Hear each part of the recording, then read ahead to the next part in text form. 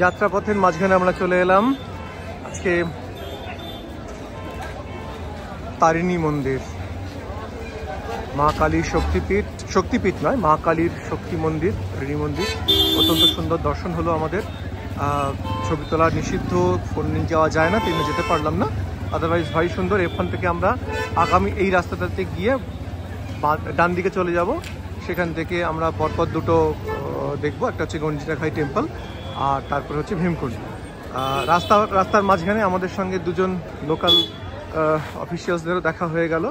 হ্যাঁ, তার একজনের নাম হচ্ছে প্রিয়াংশু, ও রেডি হচ্ছে, আর ওর এটা বাইক। আরেকজনের নাম হচ্ছে অঙ্কিত। অঙ্কিত কাদের? অঙ্কিতের বাইকটা কোনটা? This is Ankit's bike. তো দুজন আমাদের সঙ্গে লোকাল ছেলে, বারবিল। আচ্ছা, লোকাল ছেলের অঙ্কিত আর প্রিয়াংশু বারবিলে থাকে। ও হচ্ছে অঙ্কিত। তো ও আমাদেরকে পুরো ট্রিপটাকে আরো একটুখানি গুছিয়ে দিচ্ছে, কোথায় গেলে সুবিধা হয়। ওরা বারবিল থেকে আজকে সকালে এসেছে। তো আমরা যাই, পরেরটা দেখি।